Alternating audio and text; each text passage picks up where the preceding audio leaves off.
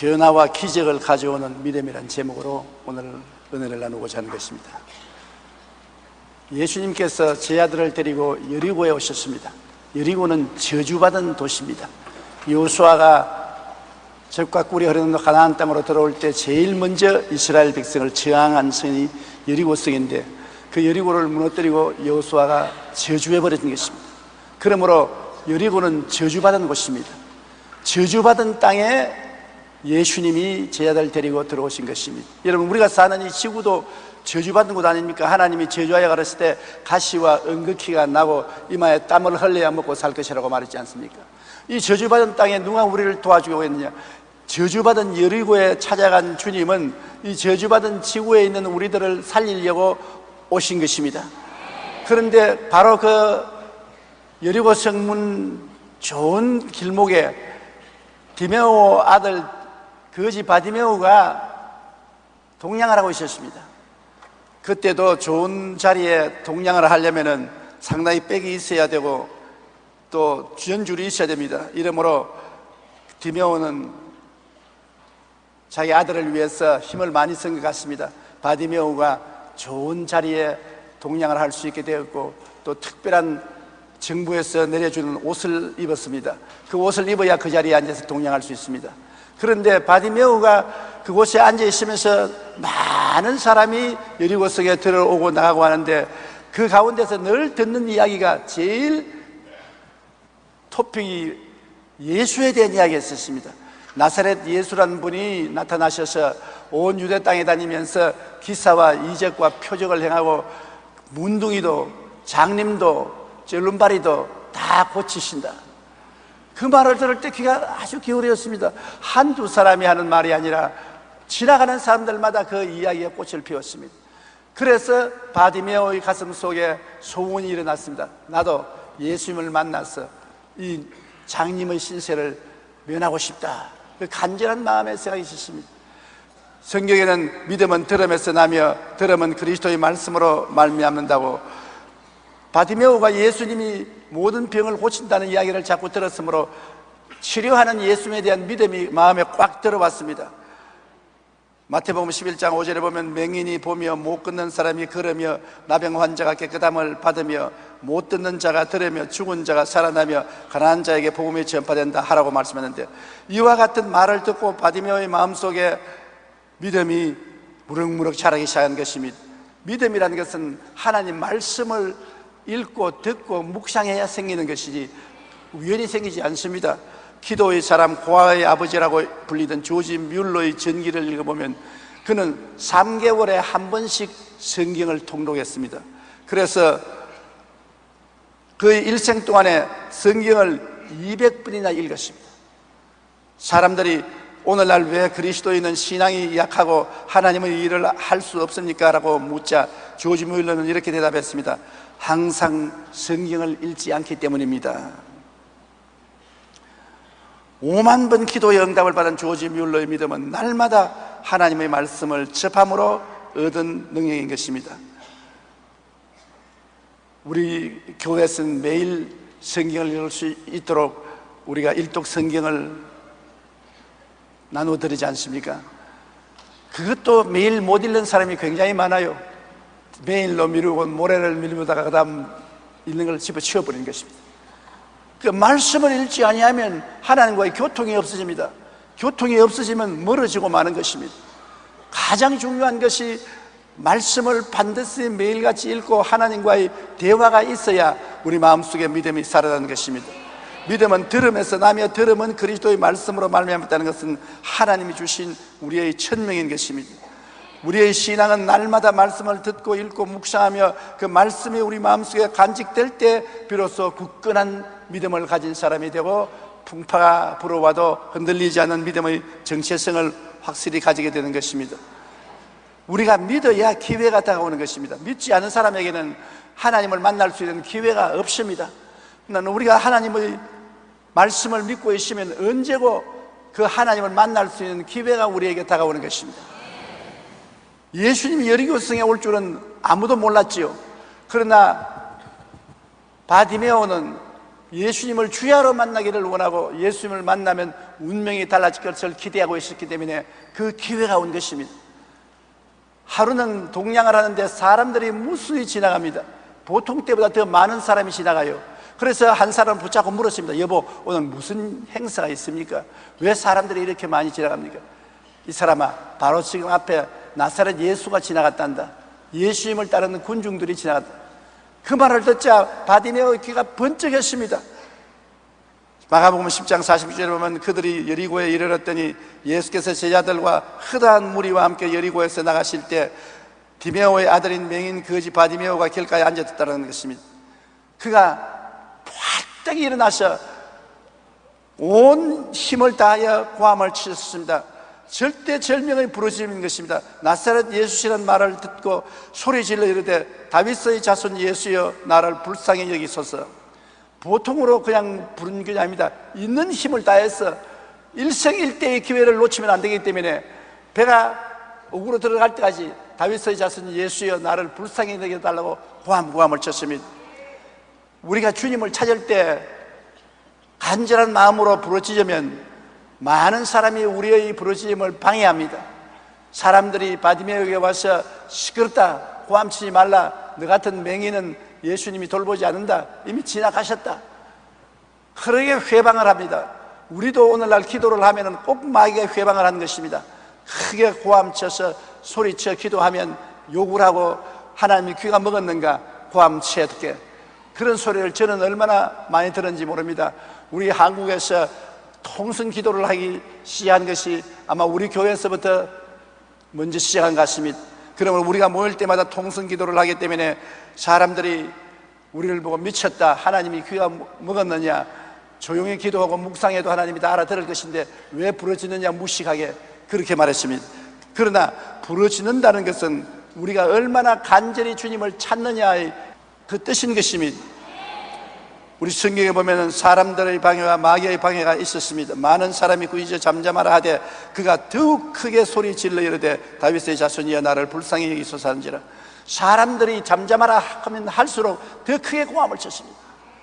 사람들의 그 목소리보다 더 큰 소리로 예수님이 들리도록 바디메오는 고함을 쳤습니다. 부르짖으라는 말은 히브리어의 카라에서 나온 말입니다. 카라라는 말은 큰 소리로 외치다, 절규한다, 그 말인 것입니다. 달리기 경기장에서 달리는 선수들은 골인점이 눈앞에 보이면 속도를 더 이상 늦출 수가 없습니다. 오직 골인점을 향해서 있는 힘을 다해서 죽도록 뜁니다. 저는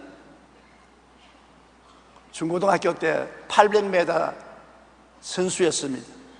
800m는 100m 경주하듯이 전력을 기울여 뛰어야 되는 것입니다. 결승점에 도달하게 되면 숨이 턱에 닿고 아예 넘어져 죽을 것 같습니다. 그러나 결승점에 달할 때 그렇게 목숨을 걸고 뛰지 아니하면 꼴찌를 하게 되는 것입니다. 기도도 한 가지인 것입니다. 하나님께 응답받을 때가 올 때는 있는 힘을 다해서 몸부림치며 기도해야 되는 것입니다.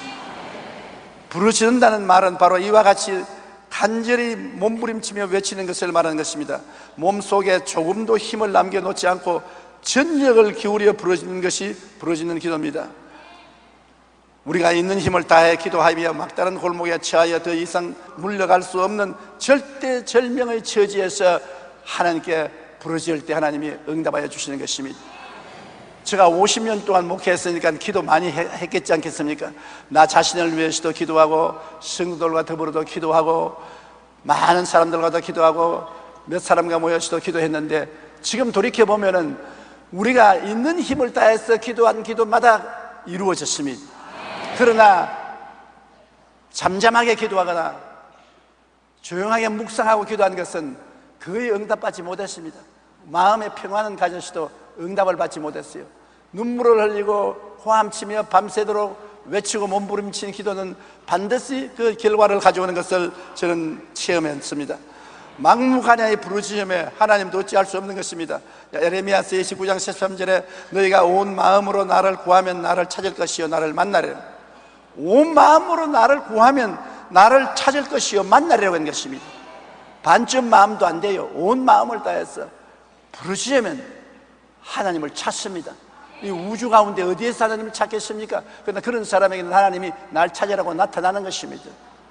마태복음 7장 7절로 8절에 구하라 그리하면 너에게 주실 것이요 찾으라 그리하면 찾아낼 것이요 문을 두드리라 그리하면 너에게 열릴 것이니 구하는 이마다 받을 것이요 찾는 이가 찾을 것이요 두드리는 이에게 열릴 것이라고 말한 것입니다. 구하고 또 찾고 문을 두드리고 얼마나 전력을 다한 기도인 것입니까? 그러면 주님이 우리에게 응답해 주시는 것입니다.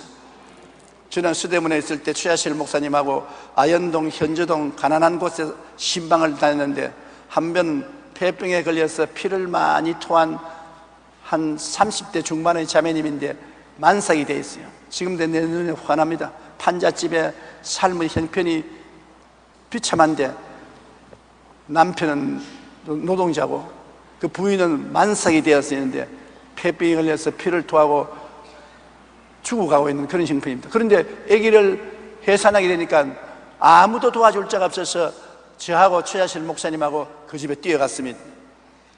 산모는 너무 못 먹어서 몸이 약하고 폐병까지 걸렸으니 혼자 숨쉬기도 어려웠는데 아기를 낳아야 했던 것입니다. 저는 옆에서 산모를 위하여 무릎을 꿇어 하나님 살려주십시오, 이 산모에게 힘을 주십시오. 그리고 우리 최하실 목사님은 그 산모를 도와서 아기를 봤습니다. 우리 최하실 목사님은 원래 삼파 국제 면허를 가지고 계신 분입니다. 그래서 간호사였습니다. 수간호사였습니다. 그렇기 때문에 어린애기 낳는 것을 한두 번 받은 것이 아니에요. 그런데 보니까 우리 산모가 더 이상 힘을 못 쓰겠어요, 나는 이제 죽습니다. 그러니까 우리 최하실 목사님이 예수의 이름으로 힘을 써, 전신전력을 다해 힘을 써, 더 힘을 써, 힘을 줘. 그 산모는 오히려 얼굴이 창피한데 우리 최하실 목사님은 얼굴이 빨개져가지고서 두 주먹을 쥐고 호함을 치시면서 힘을 주라고 하는 것입니다. 그 부인이 이제는 죽겠습니다 하고 절대절명의 고통 속에 있을 때 어린아이가 아 하고 나오더라고요.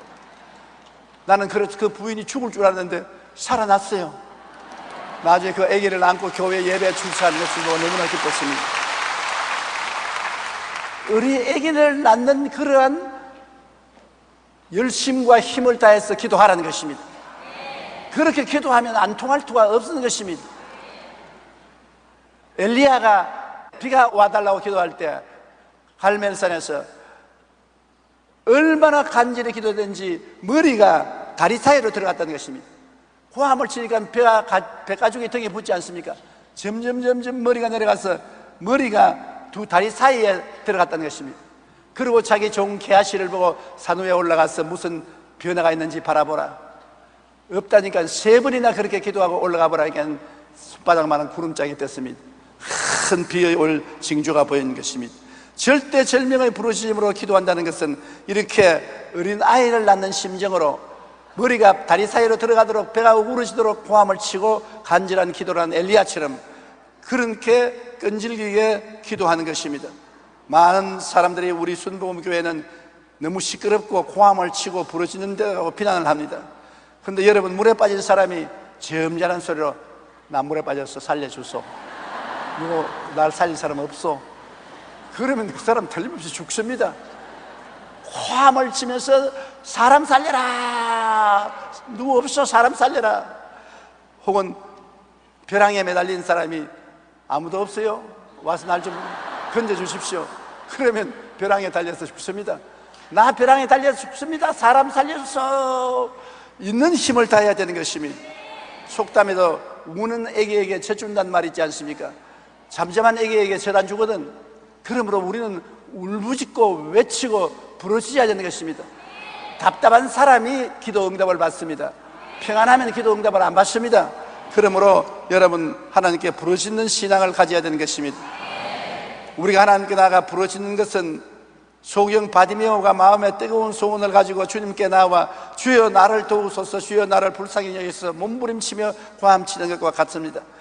그렇게 하니까 주님이 가시다가 발걸음을 멈추고 돌아보시면서 저를 내게로 오게 하라고 했습니다. 그렇게 고함을 쳐도 상당한 시간 후에 예수님이 돌아보시고 저를 내게로 오라고 한 것입니다. 에레미야서 33장 3절에 너는 내게 부르짖어라. 내가 내게 응답하겠고 내가 알지 못하는 크고 은밀한 일을 보여주라고 말하는 것입니다. 너가 내게 그냥 조용히 묵상하라, 조용히 말하라고 말하지 않습니다. 부르짖으라고 말하는 것입니다. 그래서 부르짖기 위해서 철야 기도가 있고 새벽 기도가 있고 산에 가서 기도하게 되는 것입니다. 이러므로 우리는 바디메오처럼 부르짖는 기도를 해야 되는 것입니다. 바디메오가 그냥 부르짖는 것이 아니라 예수님이 내게로 오라고 하실 때까지 부르짖었는데, 그가 예수님이 오라는 말을 듣자 놀라운 행동을 했습니다. 예수님은 바디메오의 그 행위를 가만히 있어서 바라보았었습니다. 예수님이 부르심을 받자 마가복음 10장 49절에 예수께서 물러서서 그를 부르시라 하니 그들이 그 맹인을 부르며 이르되 안심하고 일어나라 하니 그가 너를 부르신다 하며 바디메오가 그 자리에서 자기가 동냥하던 그릇을 던져버렸습니다. 그리고 그냥 가지 않습니다. 일어서더니만 겉옷을 벗어가지고 돌돌 말아서 던져버린 것입니다. 맹인이 겉옷을 내버리고 뛰어 일어나 예수께로 갔습니다. 그것은 뭐냐면 예수님께 가면은 운명이 달라진다는 것입니다. 누구든지 그리스도 안에 있으면 새로운 피조물이라 이전 것은 지나갔으니 보라 새 것이 되었도다. 예수님께 나가면 예수님이 변화를 갖다 주시기 때문에 더 이상 이 거지 옷을 입고 면허 얻은 특권의 옷을 입고 동냥할 필요가 없다는 것입니다. 하나님 혼인잔치에도 그렇지 않습니까? 포도주가 떨어져서 잔치하는데 굉장한 어려움이 생겼습니다. 잔치하는데 포도주가 없으니까 큰일 났지 않습니까? 그때 예수님이 어머니에게 부탁하며 어머니가 예수님께 말했습니다. 이 집에 포도주가 떨어졌다. 잠시 후에 예수님이 종들을 불러가지고서 항아리에 물로 채워라. 결례통에 물이 6통 가득하니까 떠다 주라. 그러니 잔치하는 사람이 먹었는데 이건 더 좋은 포도주라. 그 포도주 마시는 사람마다 전부 다 더 좋은 포도주를 내니 이 웬일인가 그렇게 말했습니다. 왜냐하면 예수님께 오기만 하면 변화가 다가오는 것입니다. 우리가 그냥 예수님과 함께 앉았다가 일어났는데 아무 변화도 일어나지 않다면 예수님과 안 맞는 것입니다. 지금도 우리가 기도하다가 예수님을 만나면 영혼이 잘됨같이 범사에 잘되며 강건하고 생명을 얻되 풍성히 얻는 변화가 다가오게 되는 것입니다. 바디메오는 자기가 변화될 것을 알았습니다.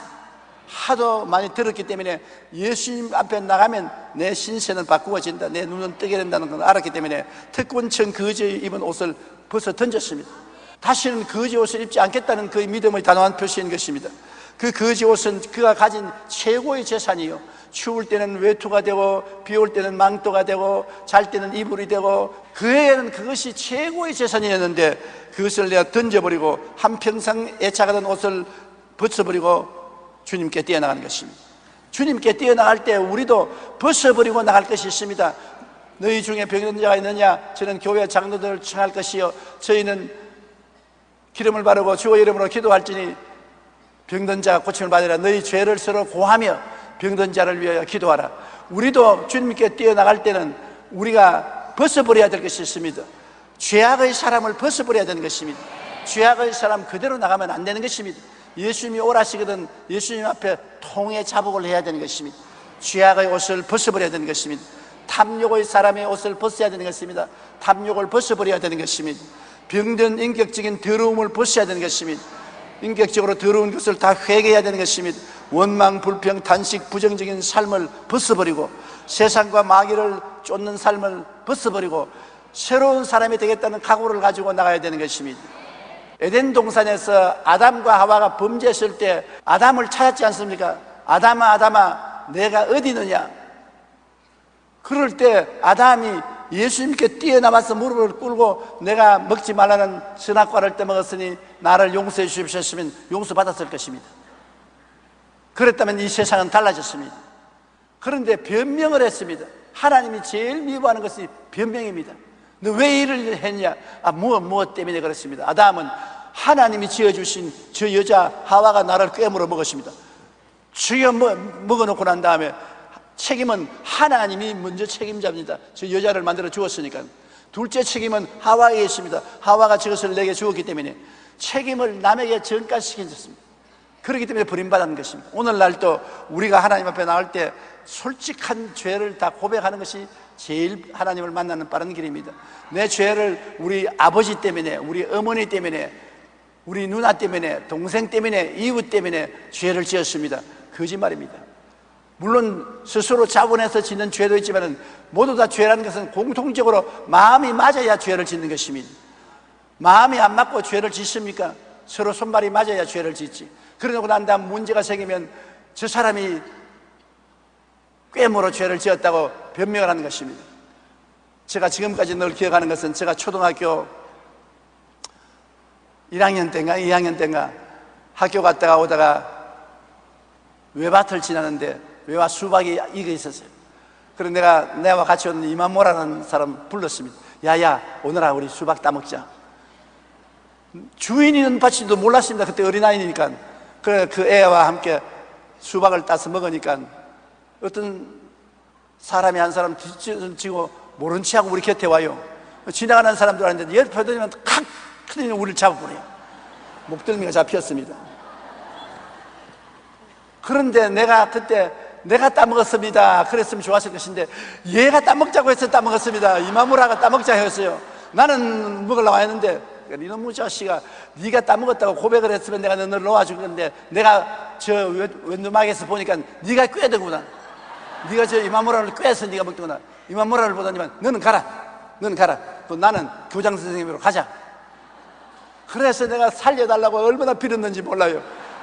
그 초등학교 2, 3학년 때 일인데 지금까지도 잊어지지 않은 것은 얼마나 간절히 살려달라고 부르셨던지 나중에 용서해 줍니다.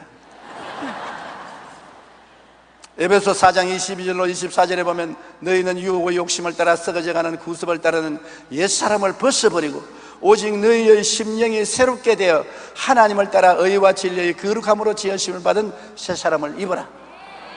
그러므로 거지 바디메오가 거지 옷을 벗어서 던져버리고 예수님을 찾아나가는 것처럼 우리도 옛사람을 벗어 던져버리고 회개하고 주님께 나가야 되는 것입니다.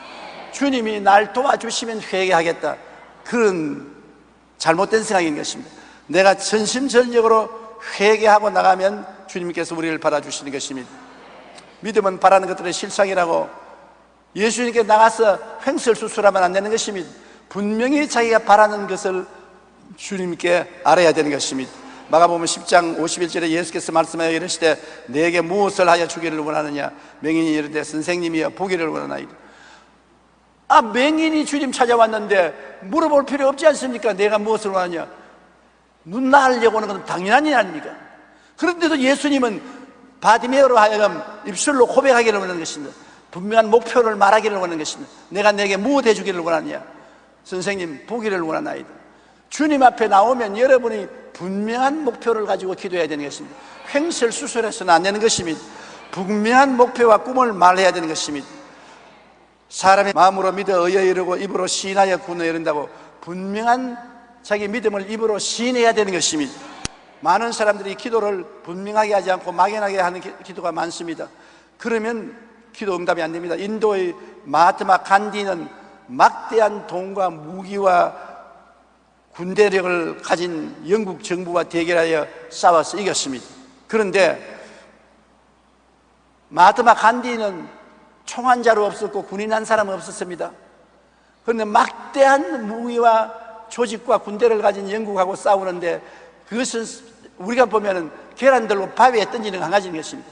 바위가 깨지겠습니까? 계란이 깨지지. 그러나 간디는 국가를 구원하기 위해서 반드시 영국을 이겨야 한다는 분명한 목표가 있었습니다. 살든지 죽든지 영국을 이겨야 우리나라가 산다는 분명한 목표가 있었습니다. 그 때문에 간디는 승리를 거둔 후에 목표의 힘은 군사력보다 강합니다. 조직적인 정신력은 조직적인 군사력보다 위대합니다라고 말하는 것입니다. 간디의 그 간절한 목표가 분명한 애국심이 영국의 그 방대한 군사력을 이기고 인도를 독립시킨 것입니다. 황제 나폴레옹도 전투를 앞두고 이렇게 말했습니다. 전쟁의 승리는 이미 우리가 장악했다. 치밀한 목표 달성을 계획했으니 이미 우리 이긴 것과 한 가지다. 목표를 분명히 알고 나아가면 일은 이미 반 이상이 이루어지는 것입니다. 우리가 인생을 살아가면서 희미한 목표를 가지고 살면 승리를 맛볼 수가 없는 것입니다. 적극적인 사고방식으로 잘 알려진 노만 빈센트 필 박사는 당신이 만일 어떤 것을 오랫동안 열심히 상상하고 마음속에 그리면 그것을 얻게 될 것이다. 바라보는 법칙입니다. 어떤 것을 목표를 중심으로 마음에 바라보고 이루어진 모습을 마음에 분명히 가지면 때가 오면 그것이 이루어진다고 말한 것입니다. 믿음은 바라는 것들의 실상이라고 성경은 말씀하고 있는 것입니다. 우리가 무엇인가 성취하기 위해서는 먼저 바라는 것이 있어야 되는 것입니다. 목표가 분명해야 돼요. 지금은 눈에 안 보일지라도 없는 것을 있는 것처럼 분명히 바라봐야 되는 것입니다. 우리가 없는 것을 있는 것 같이 바라보고 없는 것을 있는 것 같이 믿고 없는 것을 있는 것 같이 말하고 기도하면 하나님의 기적이 일어나게 되는 것입니다. 하나님은 분명히 우리가 무엇이 필요한 것을 알고 계십니다만 우리 입으로 그것을 말하기를 원하는 것입니다. 마가복음 11장 24절에 그러므로 내가 너희에게 말하노니 무엇이든지 기도하고 구한 것은 받은 줄로 믿어라. 그리하면 너희에게 그대로 되리라. 분명한 목표를 가지고 주님께 부르짖어 기도하고 난 다음에는 받은 줄로 믿어라. 없는 것을 있는 것 같이 믿으라는 것입니다. 안 받은 것을 받은 것처럼 믿으라는 것입니다. 그러면 그대로 이루어진다는 것입니다. 내가 이미 목표를 가지고 기도하고 믿고 있는 그대로 되라는 것입니다. 그러므로 우리가 하나님 앞에 분명한 목표를 가지고 믿는다는 것은 굉장히 중요한 것입니다. 우리가 인생의 분명한 목표를 가지고 그것을 글로 써서 늘 이루어질 것을 믿으며 바라보면 놀라운 일이 일어나는 것입니다. 제가 여러분께 부탁하고 싶은 것은 여러분이 꼭 응답받아야 될 것이 있으면 흰 종이에다가 분명하게 기록하십시오. 그리고 벽에 붙이십시오. 천장에도 붙이십시오. 화장대에도 붙이십시오. 일어서도 앉아도 그 목표를 바라보고 없는 것이 이루어진 것처럼 바라보며 없는 것이 있는 것처럼 믿으며 없는 것이 있는 것처럼 말하며 없는 것이 이루어진 것처럼 기도하면 반드시 이루어지는 것입니다. 국민요정이라고 불리는 김연아는 어린 시절 일기장에 보면 나도 스케이트를 열심히 타서 국가대표 선수가 되어야 되겠다고 늘 적었습니다. 그가 일기장에마다 스케이트 선수가 되겠다고 했으므로 그 꿈이 세계적인 피겨 스케이팅으로 만들어준 것입니다. 축구 선수인 박지성도 일기장에 늘 축구를 더욱 잘할 수 있도록 노력하여 중학교는 물론 고등학교, 대학교, 국가대표까지 갈 것이라고 기록해 놓았었습니다. 그는 국가대표가 된 것입니다. 미국 제44대 대통령인 오바마는 1970년 어느 날 나의 꿈이라는 주제로 글을 쓰면서 나의 꿈은 미국 대통령이 되는 것이라고 말했었습니다. 흑인으로서 미국 대통령이 되는 역사가 없지 않습니까? 그럼에도 불구하고 오바마는 미국 대통령이 되겠다는 꿈을 분명히 말하고 적었습니다. 미국 대통령이 되고 말한 것입니다. 비전의 사람인 이원설 박사는 1958년 미국에서 유학 생활을 하면서 자신의 미래 이력서를 작성했습니다. 거기에는 교수, 학장, 총장이 될 것이라고 적혀 있었습니다. 실제로 그는 학장이 된 것은 그의 계획보다 11년이 앞당겨졌고 한남대학교 총장이 된 것은 미래 이력서보다 7년 앞당겨서 총장이 된 것입니다. 그리고 2003년에 숭실대학교 재단 이사장으로 취임한 것입니다. 우리가 인생의 분명한 꿈과 목표를 가지고 그것을 종이 위에 기록해 놓고 이루어질 것을 믿고 늘 바라보면 기적이 일어나는 것입니다. 수첩을 가진 사람은 수첩에다가 적어 놓고 바라보고 믿고 기도하십시오. 마음을 목표를 가지고 집중적으로 바라보면서 기도하면 하나님이 그것을 이루어주는 것입니다. 왜냐하면 주님이 묻는 질문이 그것입니다. 내가 너 뭐 해줄꼬? 몰라요. 알아서 해주십시오. 그러면 주님이 그냥 지나가 버리는 것입니다. 내가 너 뭐 해줄꼬? 예, 첫째 이것, 둘째 이것, 셋째 이것을 해주십시오. 그러면 내 믿은 대로 될지어다. 그렇게 하나님이 응답해 주시는 것입니다. 이 바디메오의 또 특별히 우리 바디메오에 배울 것은 그가 예수님을 만나서 눈을 떴지 않습니까? 눈을 떴으면 다시 옛날 자기 여리고에 있는 자기 집으로 돌아가야 될 것 아닙니까? 예수님께서 가라, 내 믿음이 너를 구원하였으니 가라. 그러니까 눈이 번쩍 뜨자 그는 돌아가지 않고 예수님을 따라서 여리고에서 떠나간 것입니다. 마가복음 10장 52절에 예수께서 이르시되 가라, 내 믿음이 너를 구원하였느니라 하니 그가 곧 보게 되어 예수를 길에서 따르니라. 예수를 따라서 여리고 밖으로 나간 것입니다. 굉장히 상징적인 의미가 있는 것입니다. 여리고는 저주받은 도시 아닙니까? 저주받은 도시에서 장님이 되었으니 앞뒤를 가리지 못하고 살고 있지 않습니까? 하루하루 거지 생활은. 상징적으로 예수를 모르는 세상 사람들은 이 저주받은 땅에서 눈이 어두워서 어디서 와서 왜 삶이 어디로 가는지 모르고 매일같이 하루하루 일용할 양식을 얻기 위해서 피땀을 흘려 노력하다가 살다가 늙어서 죽지 않습니까? 그런데 바디메오는 눈만 뜬 것이 아닙니다. 눈을 뜨고 난 다음에는 주님을 따라가기 시작해서 여리고로 나가서는 것입니다. 저주의 도시에서 떠나간 것입니다. 우리도 예수를 믿고 눈이 밝아지면은 말씀을 믿고 저주의 생활에서 떠나가야 되는 것입니다. 주님이 주시는 새로운 삶을 살아야 되는 것입니다. 영혼이 잘됨같이 범사에 잘됨에 강건하고 생명을 얻되 풍성히 얻는 삶을 살아야 되는 것입니다. 여리고 속에 들어앉아서 예수를 믿겠다고 생각하지 마십시오. 여러분의 삶이 여리고에서 나와야 되는 것입니다. 여리고 안에서 나는 살겠다, 그 잘못된 신앙인 것입니다. 우리는 예수 그리스도를 알고 그리스도로 말미암아 눈이 밝아지면 저주를 떠나가는 것입니다. 세상의 죄악을 떠나가게 되는 것입니다. 예수님을 따라서 밖으로 나갔다는 것입니다. 누구든지 그리스도 안에 있으면 새로운 피조물이라 이전 것은 지나갔으니 보라 새 것이 되었도다. 새 것이 되는 것입니다. 나사로가 무덤에 나흘 동안 있다가 예수님이 나사로야 나오라고 할 때 나올 때 온몸에 수의를 메고서 입고 나왔습니다. 주님께서 뭐라 했습니까? 풀어놓아 다니게 하라. 예수님을 믿으면 묶인 데서 풀어놓아 다녀야 되는 것입니다. 죄에서 해방되고 마귀와 세상에서 해방되고 질병에서 해방되고 저주와 고통에서 해방되고 죽음과 절망에서 해방되어야 되는 것입니다. 풀어놓아 다니게 하라. 죄의 도시를 떠나고 마귀와 세상을 떠나고 저주와 고통을 떠나고 죽음을 떠나서 그리스도 안에서 희망차고 기쁘고 소망이 있고 능력 있는 삶으로 들어가야 되는 것입니다. 이러한 변화된 삶을 우리가 얻어야 하나님께 영광을 돌릴 수가 있는 것입니다. 노만 빈센트 필 박사는 이런 이야기를 했습니다. 어느 작은 도시에 이발사 협회가 회의를 해서 그 도시의 가난한 지역을 찾아가서 가장 더러운 누더기 옷을 입은 술 취한 사람을 깨끗하게 해주기를 원했습니다. 그래서 가장 더러운 사람을 찾아가서 이발을 해주고 몸을 씻어주고 좋은 옷을 사주고 넥타이를 매주고 새 사람 만들었습니다. 이것이 신문 기사로 나오자 한 사람이 자문해서 이 사람을 고용했습니다. 내일 아침 8시에 직장에 출근하라고 했습니다. 그런데 8시가 되어도 직장에 출근하지 않습니다. 그래서 그 사람을 찾아 옛날에 그 사람이 살던 동네에 가보니까 곤드레 만드레 술을 먹고 좋은 옷을 입고 좋은 넥타이를 매고 좋은 지팡이를 옆에 두고서 진흙창 속에 뒹굴어서 자고 있는 것입니다. 거기에서 깨달은 것은 아무리 좋은 옷을 입혀주고 이발을 시켜주고 좋은 지팡이를 손에 들려주고 안경을 끼워주고 해도 옛사람이 그대로 있으면 옛 그대로 돌아간다는 것입니다. 달라져야지. 속이 달라져야 달라지지 겉이 달라져서는 달라지지 않는다는 것입니다. 속이 달라져야 돼요. 아무리 외모를 변화시킨다 하더라도 자신의 내면의 세계가 변하지 않으면 아무 소용이 없습니다. 우리 옛사람을 철저히 청산하고 그리스도의 예수의 마음으로 새 마음을 입으면 겉은 자연적으로 달라지는 것입니다. 그 사람은 그냥 따라와요. 속 사람이 변화되어야 그 사람도 변화되는 것입니다.